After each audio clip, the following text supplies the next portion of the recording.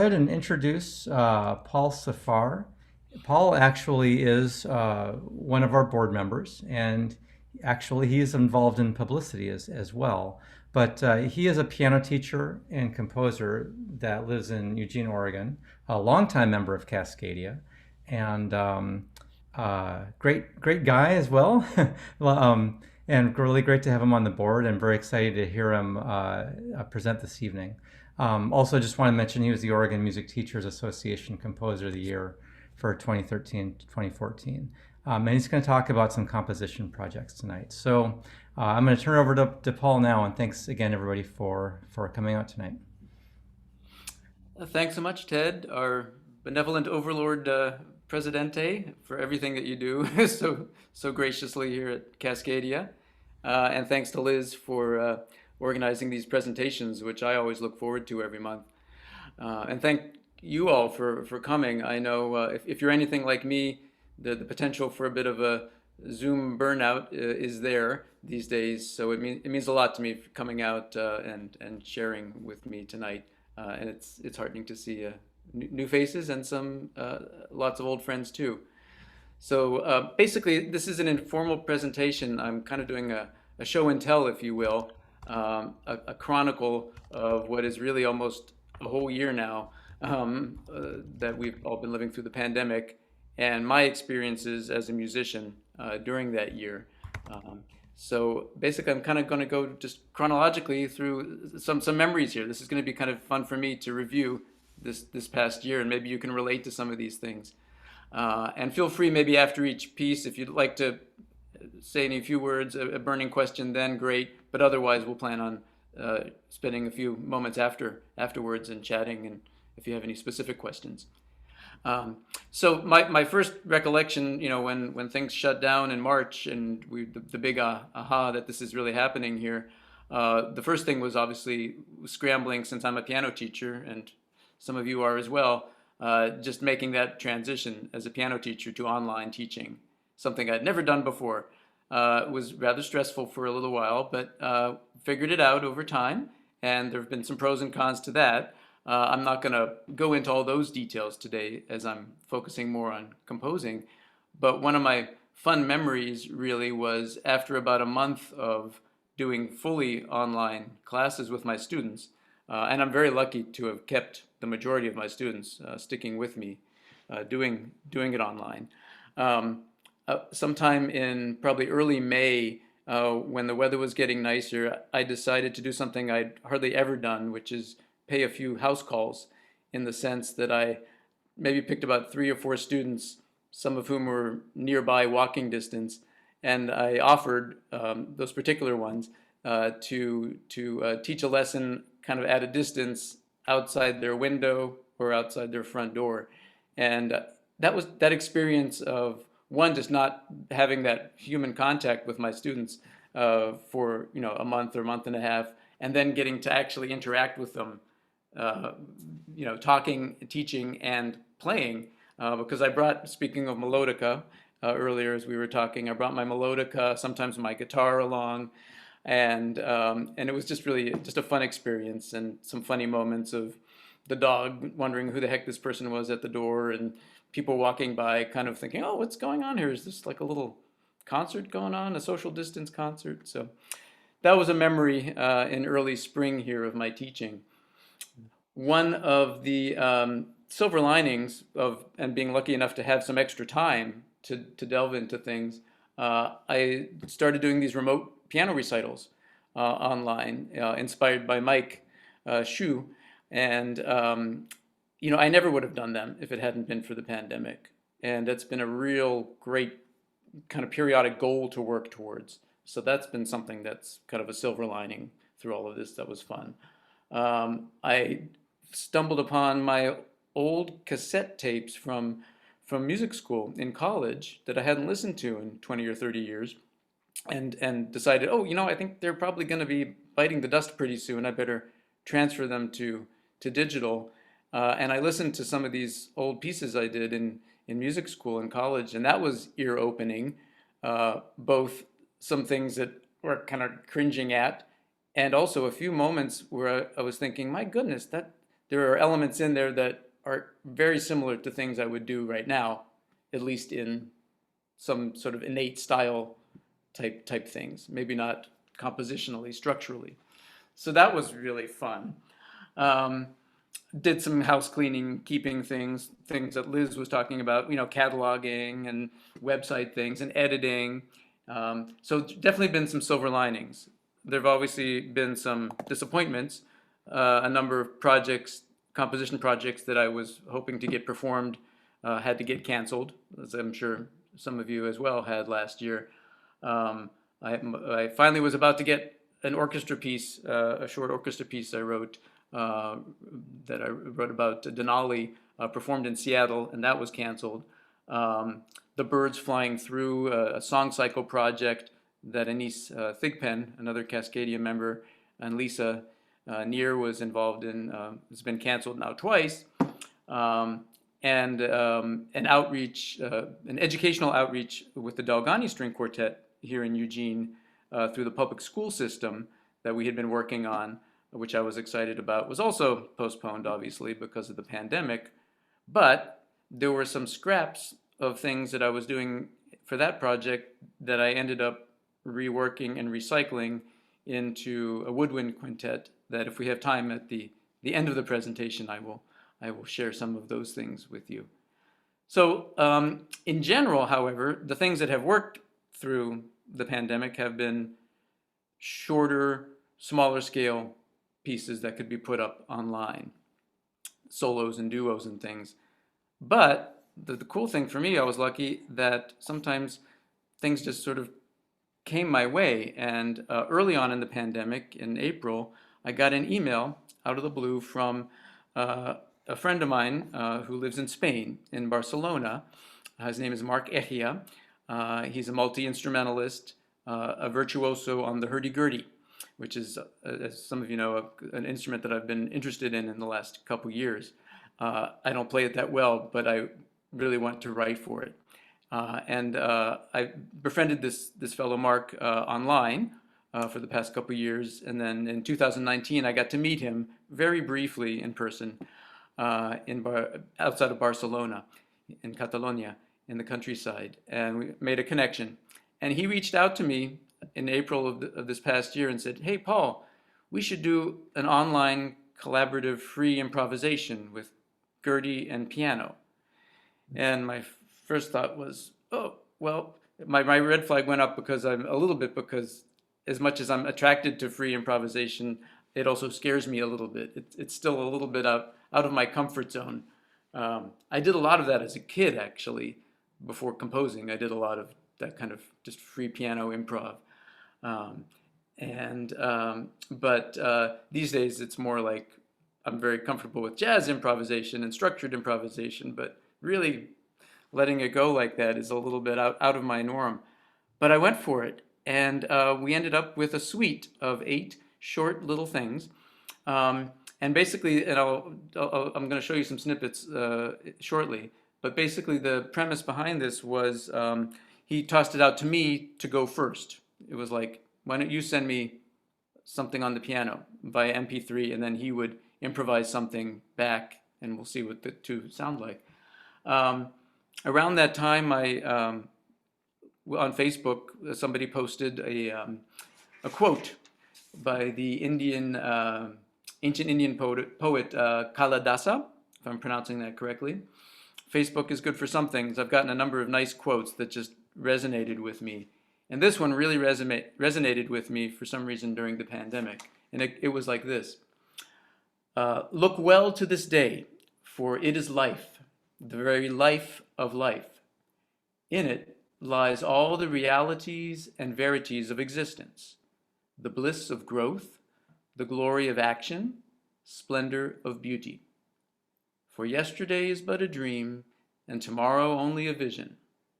But today, well lived, makes every yesterday a dream of happiness, and every tomorrow a vision of hope. Look well, therefore, to this day, for it and it alone is life. Such is the salutation of the dawn. So that sparked me to the idea of getting up first thing in the morning after my cup of coffee, which I have to have, and before doing anything else, just play the first thing that comes to my mind on the piano. Hence, we ended up with a morning improvisation suite. I am a morning person, and that tends to be the time that I write music. This is obviously not a composition. This is a free improvisation. Can you all see the shared screen? Yes. Great, thank you. I'm a Luddite, so you may have to bear with me. That's Mark over there with his hurdy-gurdy.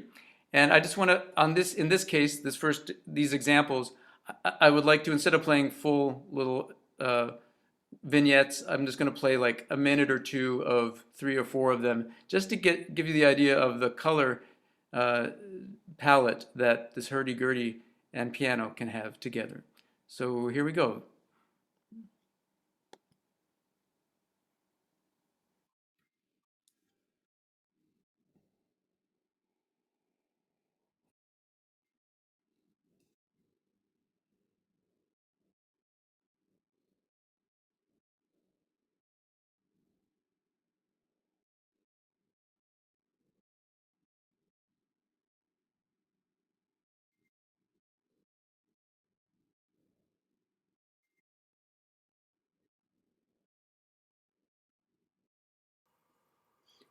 Paul, have you got computer sound turned on? Oh, no, hold on. Let me, I thought I did. I do. Were you able to hear it, Greg, at all? Are we having technical difficulties? Not coming through for me. Oh, I'm sorry. How about for everybody else? I, Uh, I was hearing it. I could hear it. Really? I couldn't hear it. I could hear it fine. Interesting. Huh. This is Teresa. I couldn't hear it. Oh no, I'm sorry. I wonder what's going on. I've It's been doing it's it the way about half of us could hear it. it's a little bizarre. That is bizarre. Huh. Uh, hmm. Hmm. I don't know if this is any. I pushed the 2 buttons I thought I was supposed to. The fact that some of us could hear it, I don't know. That's odd. I don't know if it could be having to do with you being a co-host of this. I don't really know where to go with troubleshooting that. Oh no, I'm sorry. Any other Zoom experts here that might have run into something like this, or? I have with a student that, and they didn't have a good reception. Or, You weren't, those of you who weren't hearing it at all, uh, or this just badly. Liz, I heard it perfectly. It was wonderful. But when I have had problems with students who can't hear, it's because of their reception, where they don't have their volume turned up all the way. It's delicate, the music is, but It Yeah. is. I wonder if, yeah, is there any chance the people that were not hearing it, that it might have been a volume issue of some sort? No, I don't believe so, No. Kevin, because I can hear Okay, you just perfectly fine. And it's a quiet room I'm in. I heard zero of the music. Yeah, thank I you. turned my volume all the way up. well, Got it. Me. do you think I Okay. should try something else on my end? I'm sorry. Yeah, it may be there's something to do with the platform. This might be a weird error. I've never seen this before. Yeah, it's just bizarre that some of us could hear it perfectly and some of us like, was it something to do with the browser and which computer you're on? I mean, geez. Um, I might. do you want to play another one from the same page just to see if we Sure. get anything different? Okay. Something that's,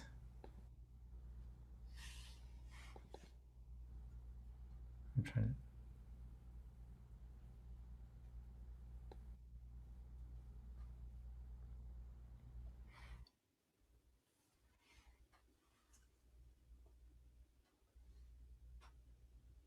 Okay, I can hear that. Let's try to disable the originals. Greg, can you hear that at all?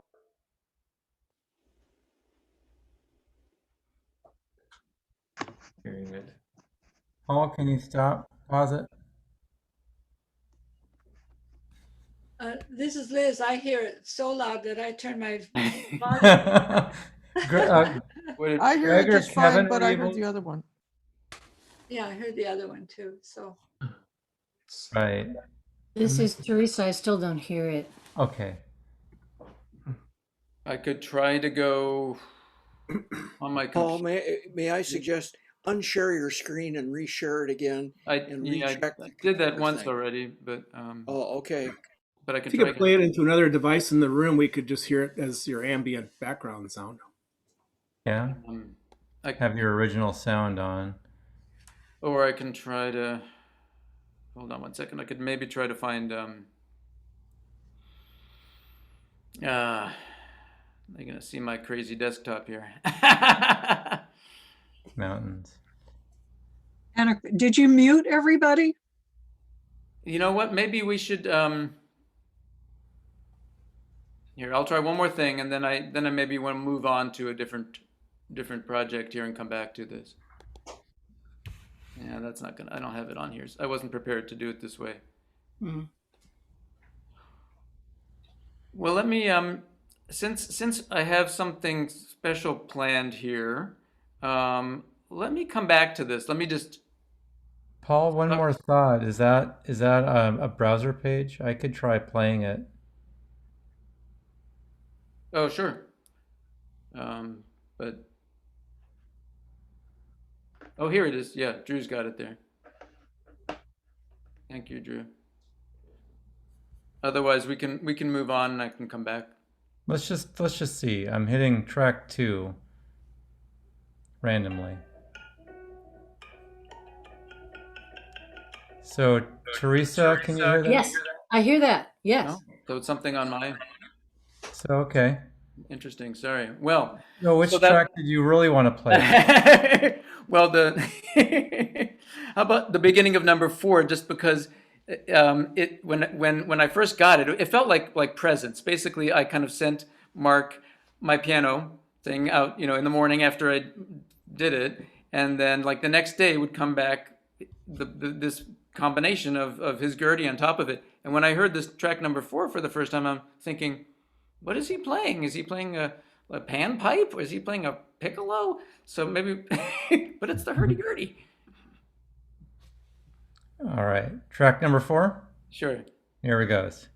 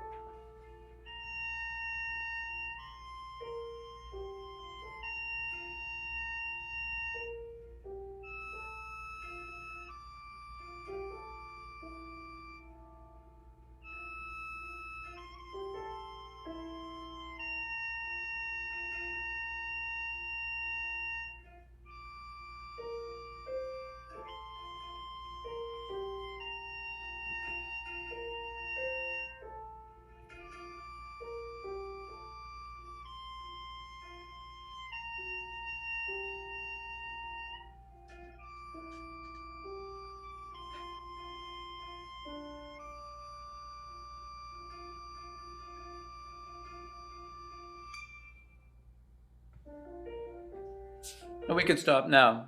Again, I just want to give little tiny snippets of some of these soundscapes here. So that's one kind of harmonic on the gurdy, interesting sounds. And the first one, for those of you who heard it, had plucking. One more. These are ones where I sent first, and he responded back. How about the number 5, which shows a little bit of playing inside the piano mixed with gurdy? Thanks, Ted.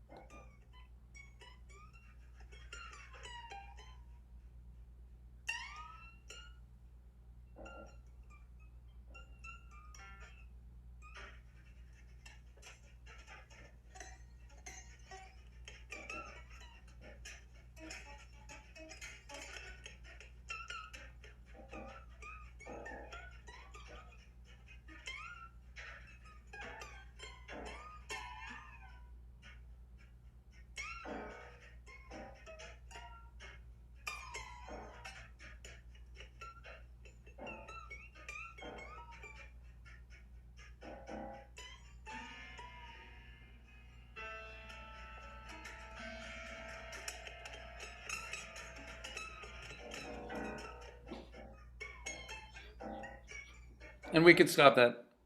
Again, I just want to give some little samples here. So again, this kind of ethereal morning type music. So I sent him a few, and then we reciprocated, and he sent me a couple of his solo hurdy-gurdy, and I would play the piano back on top of them. So this last one I'd like to share a little bit at the opening, number 7, I believe. He described as sort of like gurdy heavy metal minimalism.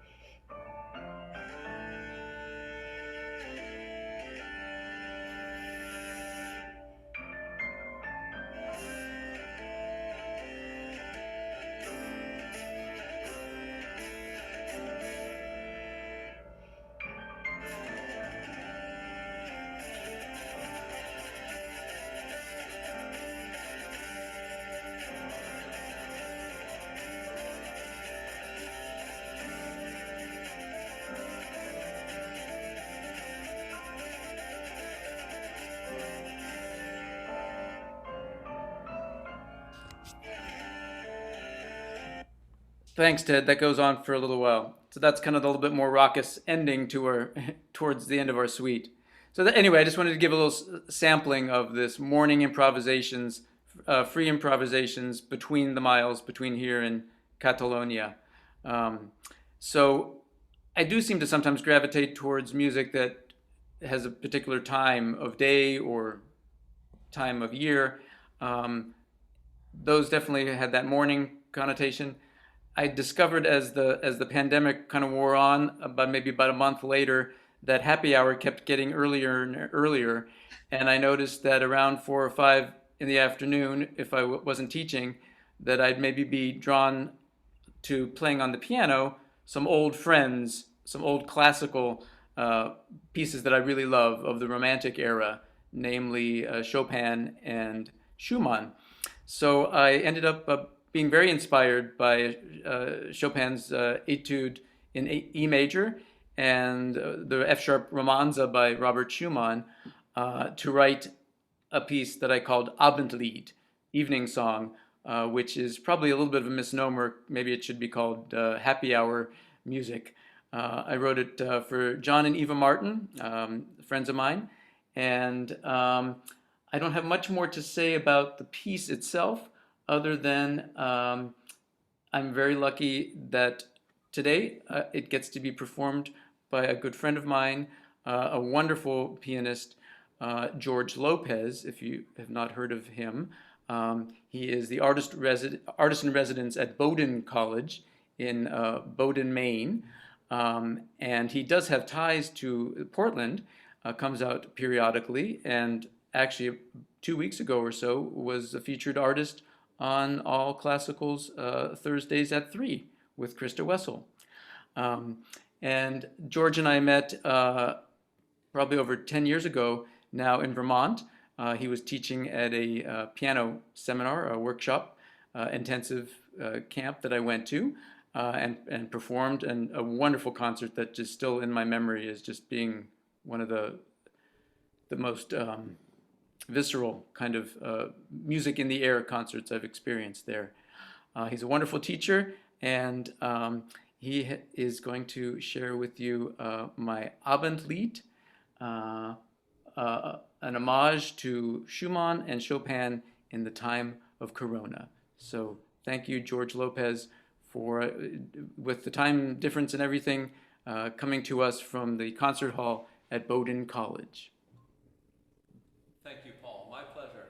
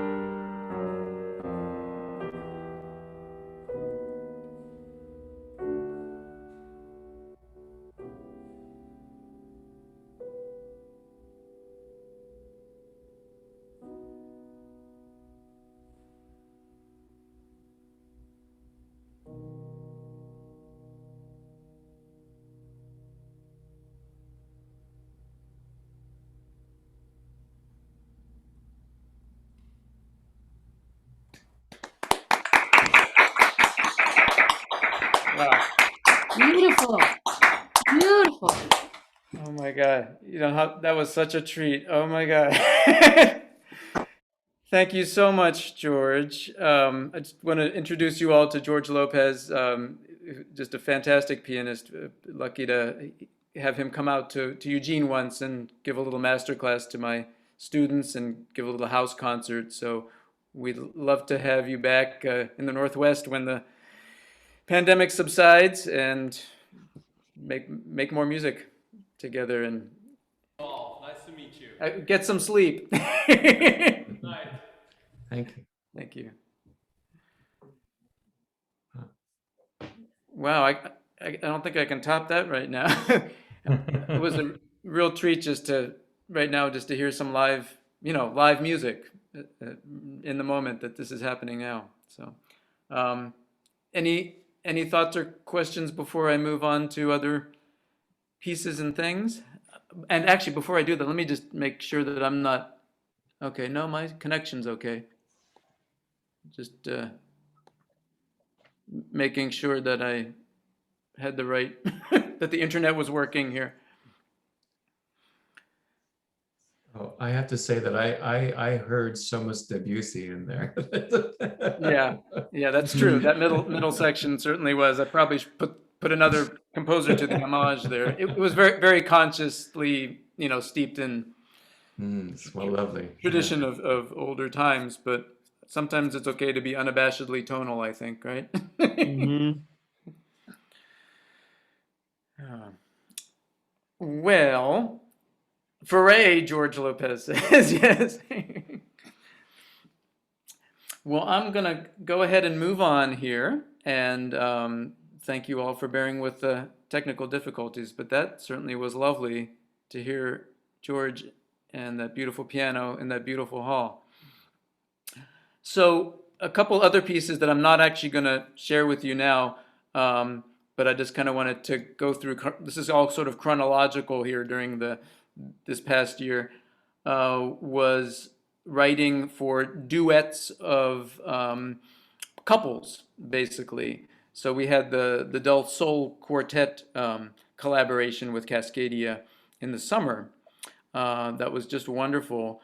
And in addition to a couple solo pieces, there were duets between the violist and cellist of the quartet, who are a couple. So practically speaking, they could be in the same room together and perform together. So I had a piece called Bare Bones, which you're welcome, if you haven't seen it already through that concert, check it out on YouTube.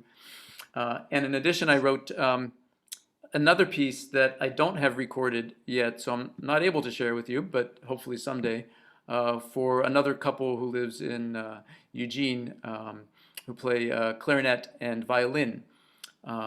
So I think I was sort of inspired a little bit by one of these other presentations when Bonnie did a presentation and shared it was a violin and viola duet that she wrote for Joel and Ines. That was sort of in the back of my mind as I was writing that one. And that's called Danza Domestica. So those are two pieces that I'm not actually going to share with you right now, but that was certainly a practical way during the pandemic to have some music performed or recorded, is to write for couples. The next piece that I'd like to share is kind of interesting. This is a collaboration with Daniel Brew.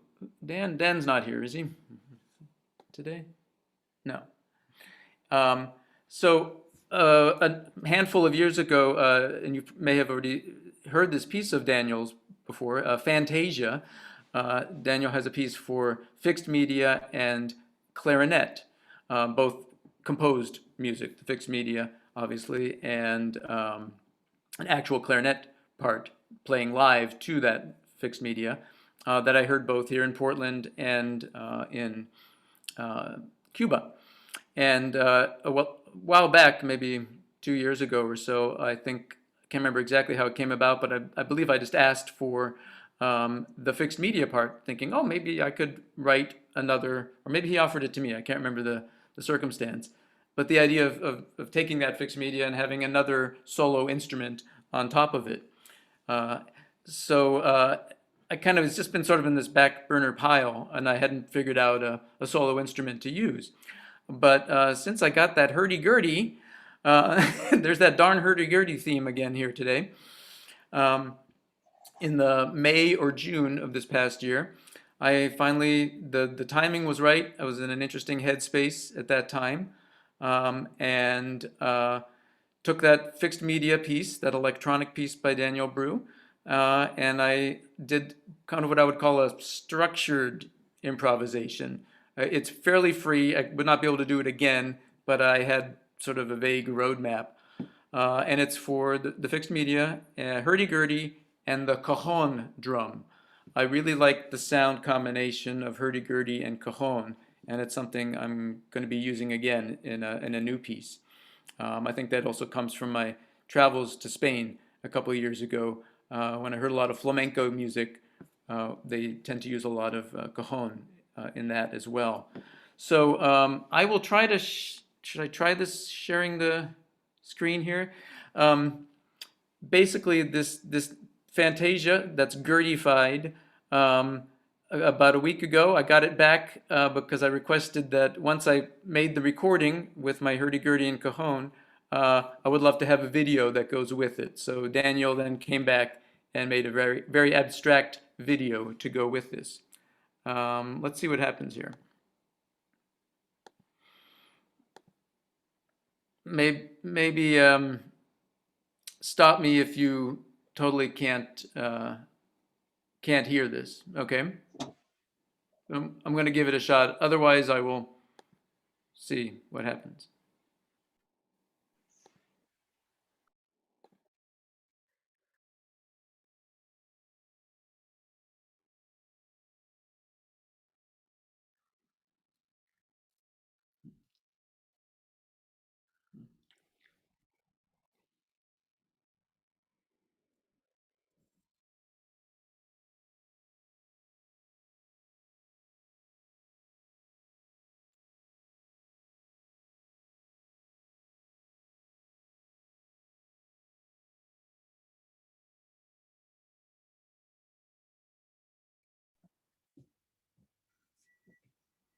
I can't hear it.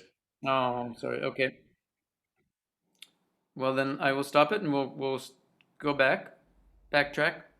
Oh, Paul, is there a link you can send me to play it? Yeah. yeah, or the I could hear it here on my own browser. Yeah. Okay. Hold on a second. I'm sorry. Well, you can send me the link and then we can Mm-hmm. play this. It is kind of fun to. I'm sorry. What am I doing here? There, it's in the chat there now. Okay. Thank you. Thank you for being the techie. I don't know why it's not working on here. I thought I was all prepared.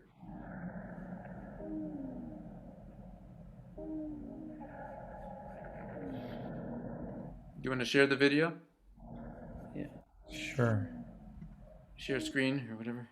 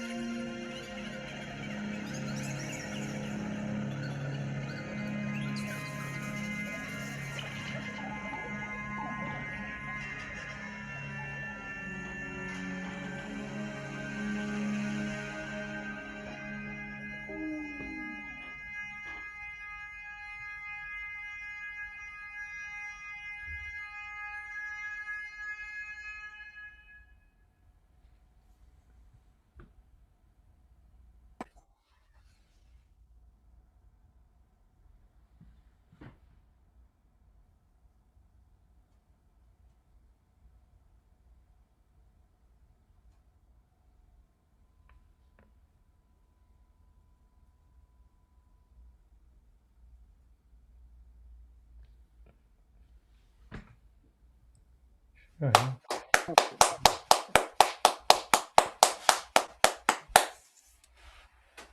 So I hope I'm not leaving you with nightmares going to bed tonight with that piece. But before Daniel sent the video, which was very recent, I was going to just ask everybody here to close their eyes and listen to the piece. And I was going to be rather curious to hear what images, if any, maybe came to your head. And I'd still be interested, even with a little bit of video, if you had some thoughts about scenario. I can just tell you from when I wrote it, the time period, the backdrop that was going on during that time, it was beginning of June, I believe. It was right after the George Floyd killing, and the protests really ramping up in Portland, and federal marshals coming in, and just a lot of kind of fear and tension in the air. So that was kind of going on while I was playing with the gurdy and the cajon drum to this fixed media of Daniel's. I'm just curious if anybody else had any other images, because the video is really meant to be just an abstract kind of world. Anybody have anything to share on that?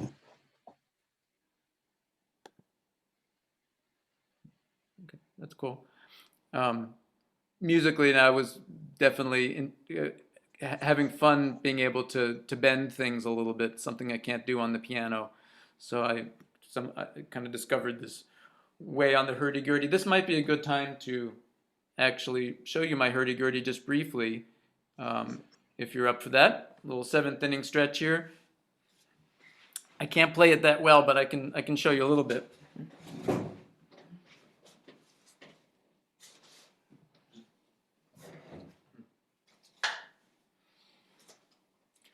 This was made by a gurdy maker in Southern Oregon. Yeah, this is his thing. If you don't already know about it, we have some drone strings down low, which gives it the bagpipe kind of sound.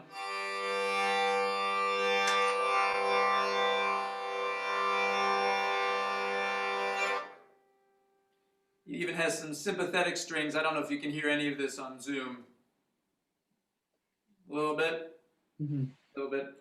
Yeah, we can hear it. Yeah. Fascinating here, sympathetic strings, kind of like a sitar a little bit. But basically, if, you probably already know this about the hurdy-gurdy, but the basic principle is it's a circular violin in a sense. Same design, it's been around since about 1100. There's a hand out there that kind of goes through it in more detail. But I've been fascinated with this instrument. I don't want to talk too much about it, but basically a drone instrument, and it has this, it's got drones and it's got the keys to actually make some sound.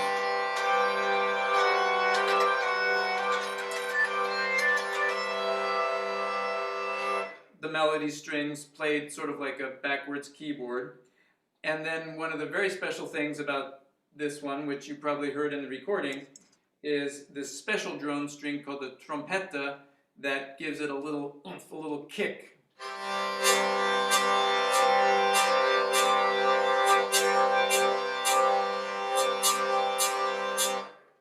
And I thought that sound of that timbre, along with the cajon, I've always just kind of wanted to experiment with that. This is just kind of leading me into what I've been working on very recently, actually, since the election. I've had this idea to write a little chamber piece, a trio, for that marked Echia in Catalonia. And I decided to score it for him to play, not me, it'd be way too hard. Hurdy-gurdy, cajon drum, and bass clarinet. Because I think the timbre of the bass clarinet, the reed, would sound really cool with the this sort of nasal string sound of the hurdy-gurdy. So I recently, I've got kind of a rough draft of this piece titled Pendulum Palindrome. And the pendulum being maybe the pendulum of the political situation swinging, hopefully. And the palindrome, I know a lot of composers have written palindrome pieces in the past, and I thought I'd try that as my structural stamp for a piece here. So I just thought I'd play you just a real quick little tune within this, but it's a piece that I hope to get performed by him and some players of his in Spain at some point, and maybe do a video by the summer. So kind of stay tuned for that piece. But I decided to do lots of palindrome type activity in this piece. The overall arching form is not a palindrome like this, but the sections are palindromic. In the middle of the piece, I have like an actual crab cannon. I looked at one of the Bach pieces. I've never really written a crab cannon before, so that's kind of cool. And I have a little tune, just this little kind of, I'll go old school kind of analog here. This little tune on top. Bum ba yum ba dee da dee da da dum ba da bum ba ba is a little mini palindrome just phrase there.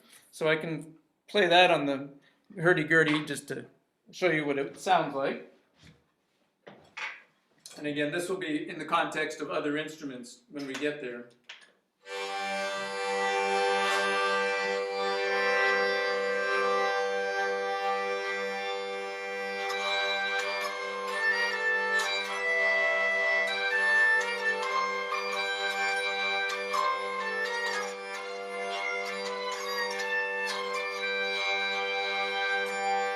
But it sounds really cool when you get the trompetta growing with it.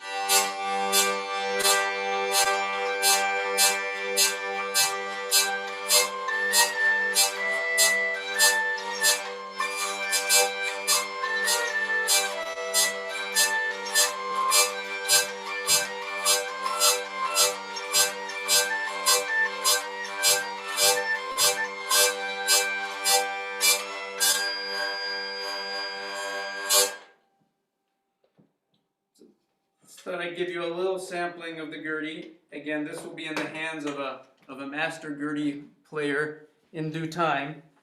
But it was fun writing both for that instrument and also the structure of sort of palindromic things.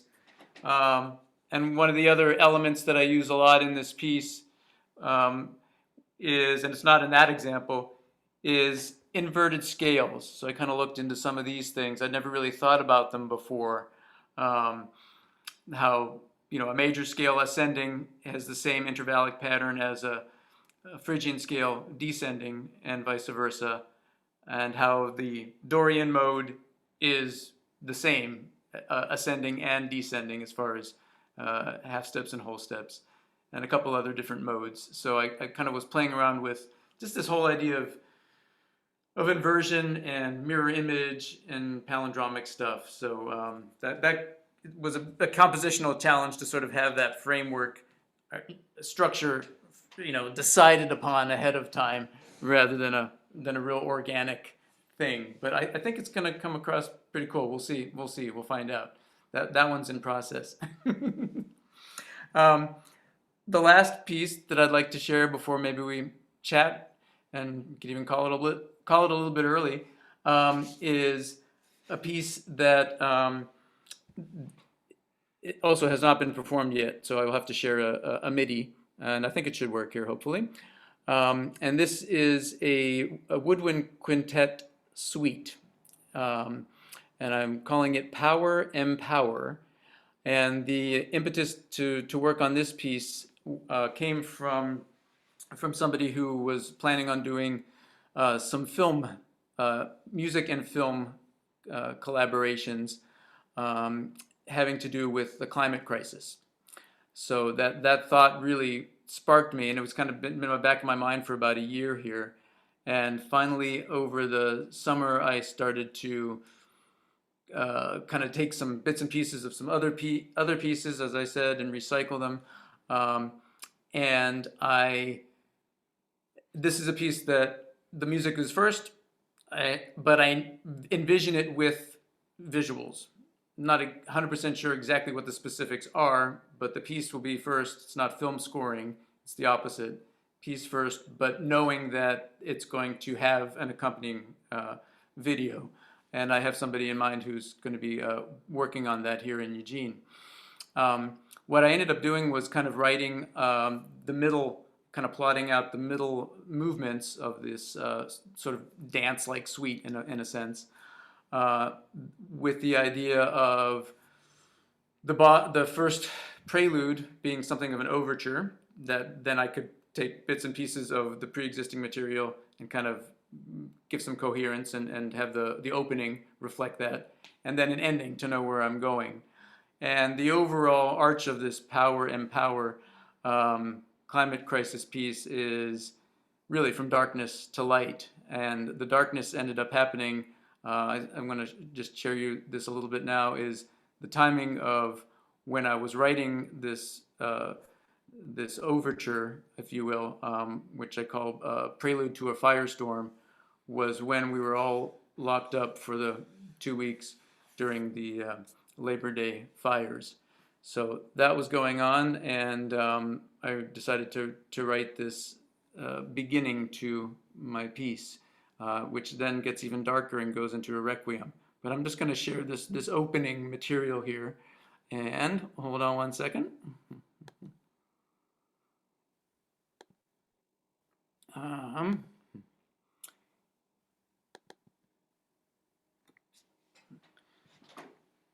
I'm hoping this works for you all.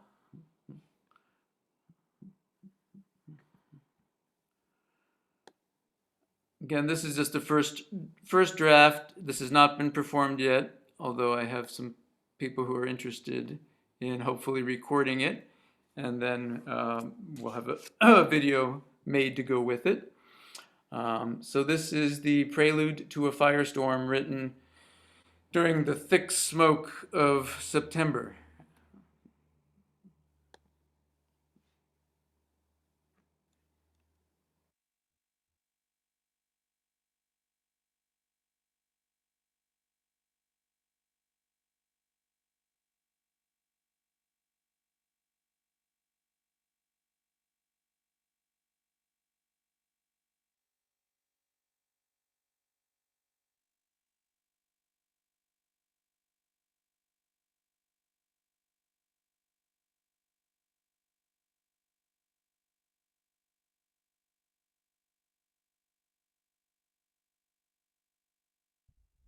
Oh, they're not hearing it. Not hearing it? Yeah, we may. Sounds Oh. like the same issue. Do you mind if I I'd go ahead and stop it. stop it?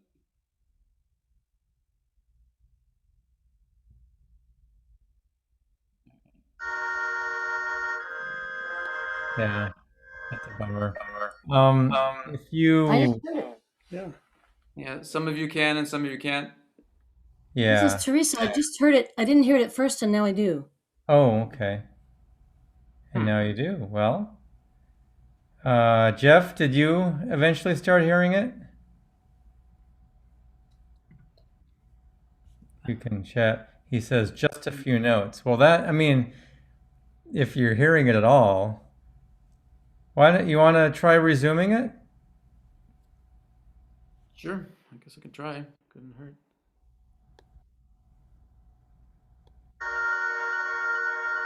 I hear it. Yeah, you should be hearing it. Yeah.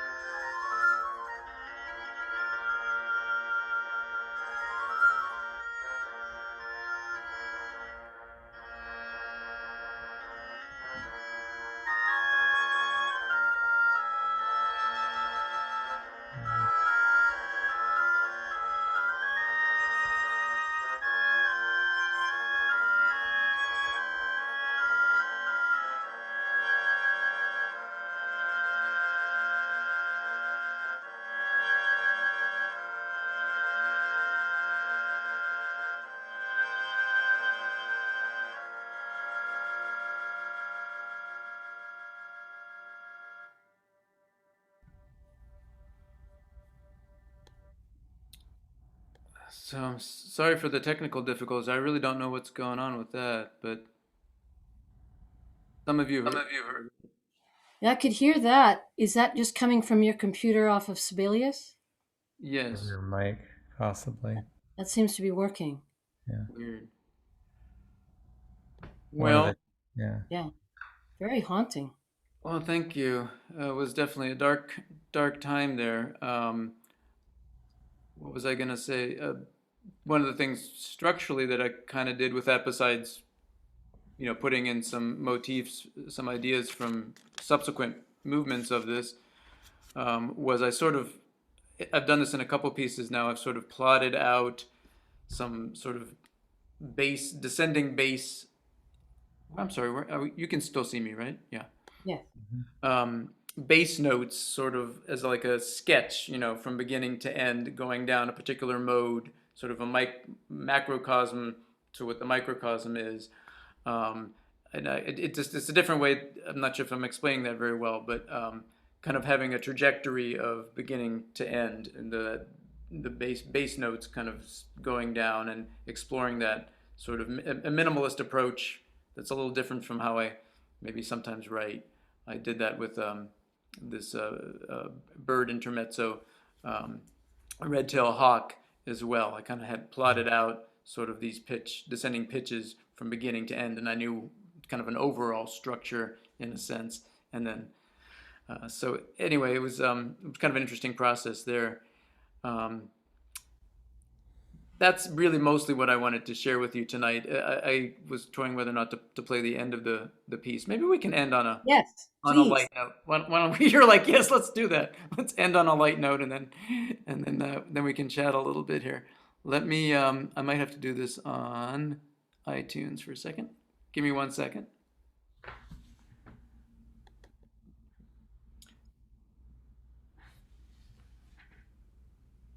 forget where exactly this is. This is a Passa PA. Hold on a second. Oopsies, where am I here? Come on. Thank you for all your patience here. Okay, let me hopefully find this. So,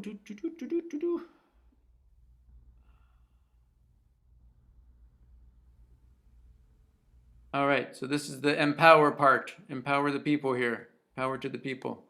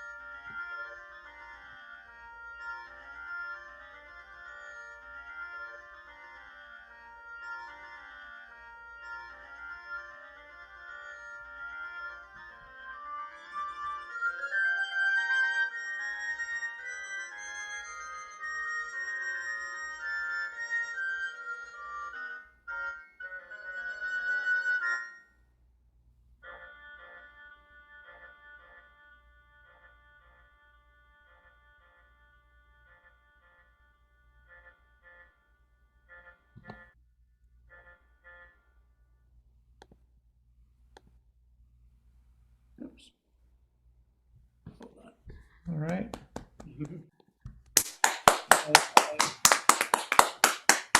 Thank you. It's still a rough, a first draft on that. But I definitely am, planning on that. The whole crux of this was to have it accompany film, and with the opening earlier section that was written during the firestorm, I have some footage of the fires here.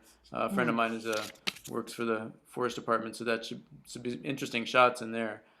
And this last part, it's one of those times I had no idea I would kind of end up writing this sort of Dixieland, like hoedown ice cream truck music at the end, but it just sort of came.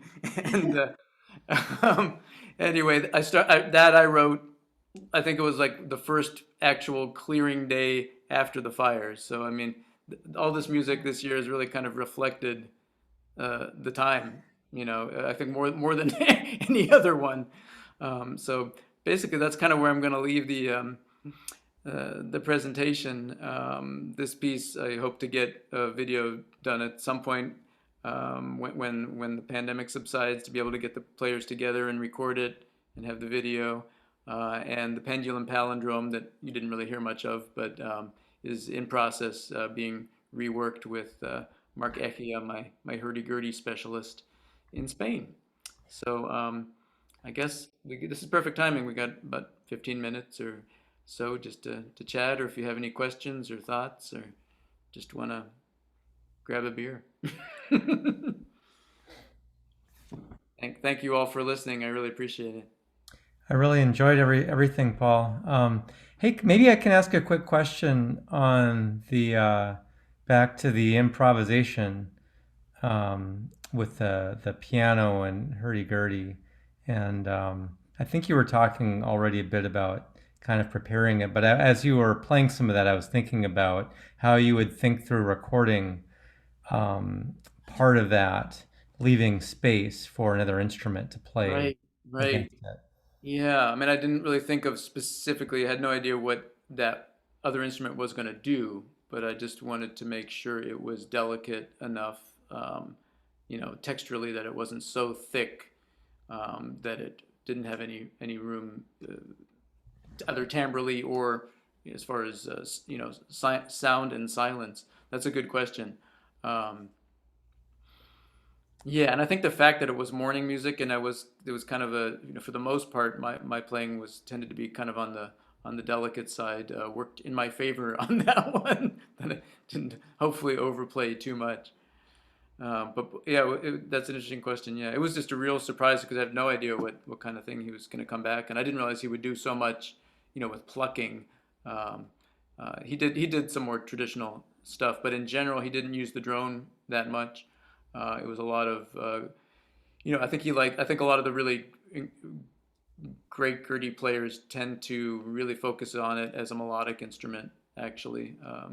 So it's like a violin bow, something that you didn't really hear on there. But you're welcome to go to that link if you got it there, Mark Echia on Bandcamp, and check out some of those recordings because he's really quite good. Yeah. Paul, this is Teresa. Sorry, my camera's not aimed towards me, but when you were playing the hurdy-gurdy yourself later, it was calling to mind the end of Schubert's Winterreise. Right, the Leiderman. And being able to see the instrument and understand a little bit better how it's constructed and how it's played really brought that scene to light for me. Oh, interesting. That's right. Yeah, I mean, being a singer and everything. I don't know if you want to check it out, but that was it. And I'm having it. Oh, it wasn't Mark, but if you're interested, there's a beautiful recording of a singer. I don't know I forgot what her name was. And another one of the best gurdy players in the world is Matthias Loebner. Oh, I've heard of him. Yeah. Yeah, an Austrian fellow, about my age. I don't know him or anything, but I've just seen him on YouTube, and he does. They do the song cycle with. Oh, wow. He did his own arrangement, and it's really quite haunting. Wow. But yeah, I guess I don't know the history that well, but I think prior to it being sort of having this connotation of it being a blind person's itinerant beggar type instrument, kind of a roving minstrel. It was in the courts. First, it was like a big two-person uh, uh, sacred music kind of instrument. The concept Ah, was the same, but it was used for liturgical music, and then it became the shape that it is now. And I guess it was used a lot in the French courts, and it was very, very popular and kind of held in high regard. And it wasn't really more till the 1800s, I believe, that it kind of had this different subculture to it. I And see. now it seems like it's got a real renaissance. And obviously the Donovan song doesn't have any hurdy-gurdy in it at all, but that's just where a lot of people get the Well, that's right. That's name. right. The Donovan song. The other thing I wanted to mention while I'm on here is I wasn't kind of ready with my words when we were listening to the piece you wrote to Dan Brug's visuals there, and then you asked if we had closed our eyes, and in fact, I hadn't closed my eyes while I was listening, but I did want to say that I had a very strong sense of the music itself being very organic. That is to say, I could sense how each um, it didn't exactly separate into phrases, I guess, for me, but how each part of it led to the next in a way that felt so organic. And I think as Jeff had included in the chat, in a way that seemed very tied to nature, that there was an organic quality to it that for me meant that the visuals were going to be of nature and from Oh, nature. interesting. Okay. Yeah. Yeah, yeah, Interesting. Yeah. and that was I thought it was again quite beautiful and also very natural sounding. Like it Oh, went exactly where we would have thought it would have gone without our having known it would go there until it did. If you know what I mean. no, I appreciate you saying that. And some of it was obviously yeah, Dan's music, I think maybe that partly was because it was fairly spontaneous what I was doing, even if I listened Yes. to it and I maybe had like one run through just to kind of get a vague idea. Okay, in this general area I might try this, but I didn't really know what I was going to play. So it wasn't like I Yeah. did multiple takes really. I had to overdub the cajon obviously, but um, but thanks. It was a lot of fun. It was Yeah. Beautiful. couldn't recreate it or anything. Um, Thanks for Very sharing that. beautiful. I appreciate it. Because actually, my image, besides having just for me, that's just all this subjective music stuff, in addition to, having the backdrop of the spring and the protests going on, it actually, maybe that was within Daniel's music, but it kind of reminded me like it could have been music from outer space too. It had a certain Mm. spaciousness, but I like the uh, Hmm. nature element. Thanks. Maybe you all don't write it for me, but there'd be some great hurdy-gurdy players out there who could. I just think the possibilities, as Ted was saying, just with other instruments to get that sound, that and sounds and extra technique sounds that instrument can do. Much of which I can't quite do yet. I need to practice it more, but um, I think it'd be really fun to combine it with other instruments. What is the technical difficulty of playing the instrument? I mean, we can see you winding one side and playing the keys on the other. So where does the learning? I think for me, the good question, the trumpet, to get the rhythmic, to get very precise and be able to do more complex rhythmic patterns is tricky actually. So I haven't conquered that, and just getting facile with the keyboard. Chromatically, it's a little tricky. It's easy to play some sort of modal things, but to have it um, more chromatic is I find a little challenging. Mm. And in addition, it's a quirky instrument, and so the maintenance and trying to get it to sound good timbrally, not so much staying in tune. It actually seems to be fairly good at staying in tune, but to get the right combination of rosin and the right uh, height on the string and different things like that, humidity and whatnot can kind of set it off a little bit. So the maintenance of it is a little tricky, being all Mm. wood like that. Okay. But I remember the first time I heard it, I was in Czech Republic a number of years ago. I've got relatives kind of back in that area, and I was just kind of playing tourist, walking on the Charles Bridge, and there was a fellow playing basically, kind of Czech folk music, or at least his version of something that sounded very, very folk idiom on that instrument. That was the first time I'd ever seen one and heard one. I'm like, oh, I love it. And he was singing with it, which I thought was really cool. And it just stuck with me Wow. for years and years. And I was like, hmm. So when I sort of had my little midlife moment a couple years ago and wanted to get a new toy, that was the one I gravitated towards. Wow. And it, reminds me a little bit of because they're not sure about the origins of it, whether it actually maybe did way back come from India, from the Middle East. It certainly has some elements of sitar and drone music, although a lot of people think it sounds like a bagpipe too.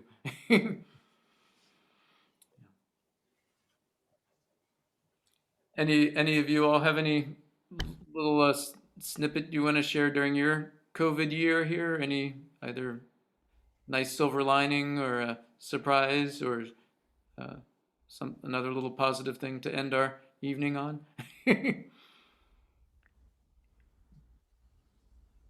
Or has it mostly been challenging? I mean, artistically, not necessarily personally into that, but if there's been some musical silver linings. Paul, I sent you my piece. Yeah. Yeah, we've got the In Good Hands collaboration coming up, which is going to be wonderful. This is Teresa again. It's been challenging for me. For some reason, I have felt kind of dry. Not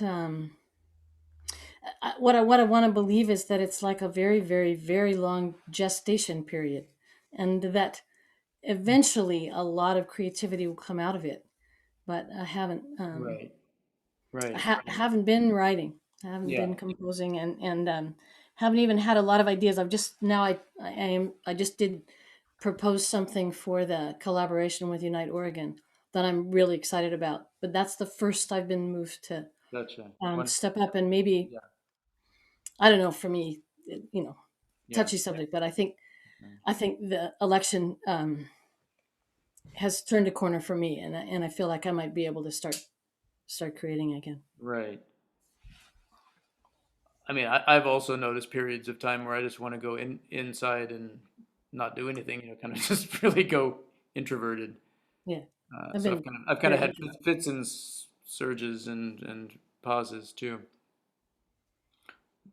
I guess I just felt lucky that that Mark reached out to me to kind of get the ball rolling. That was very fortuitous. And that certainly wouldn't have happened if it weren't for this. Wanting to connect with people.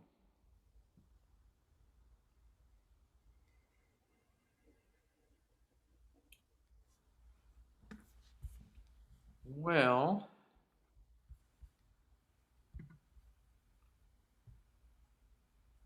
I have nothing to say, and I'm saying it. Paul, it was a great presentation. Thank you very much, Paul. Yeah, I'm sorry there were some technical difficulties, but I really I don't enjoyed know what everything. ghost in the machine. I'm notorious about that. I haven't had that trouble before. No, I haven't seen that happen with Zoom yet, so I hope we can figure that out for other presentations. Well, thank you all for taking out the time, and Kevin, I'd love to meet you in person sometime. I don't know if our paths have crossed in person. They will. I'm still in Florida. I'll be getting back later in the year. Yeah, and then hopefully by then things will be semi-normal. Never know. going in this trajectory, I think. Yeah. Well, I feel very fortunate so far. Knock on wood. Trying to take care of my 9-year-old mom. That's the main thing. So she's been healthy so far. And I hope you all stay healthy as well. Well, thanks so much for having me this evening, and look forward to the conference and look forward to next presentation. Yeah. Liz, who is next month? Kirsten Volness. Am I pronouncing her Yes, name? Kristen and And Mark Vigil. Mark. Yeah. Oh, Yeah, great. so opera and winds, I think, right? Or maybe. I think so. Yes. Sounds right. Yes. Yeah. So So a Kristen nice combination. and yes, Marcus Wynn. Yes. Yes. Great. Well, Well, thanks everyone again. Yeah, thank you, and thanks for making it happen, and we'll see you next time. All right. Have a good Thanks night, a lot, everyone. Paul. It was Okay, wonderful. Bye. Thanks so much. Appreciate it. Bye. Bye. Bye. Bye. Kevin, did you want to talk to me? You can stay on, or we can do that now. Sure. Yeah. Okay. It's getting late. It's getting toward midnight here, so I'm starting to fade.